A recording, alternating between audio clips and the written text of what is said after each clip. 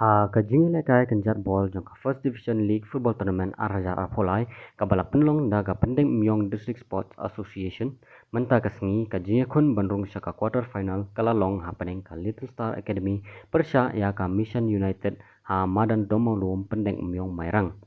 Kani kajing kun happening gini ki kun huun kala kut no happening ka jia huri hura hadien ba u referee syamla ya ka penalty ya ka Mission United kabala penlong ya kani ka kun huun ban mino namadan bat ban peteng shu ya ka jing lekai kaba ya ka jing job kani kasngi la yora da ka Little Star Academy shu ka jing kun kani kasngi kala long ka ba kruit ba kaba kala donru ka jing kata akti na goalkeeper jong ka Mission United persya ya u player jong ka Little Star.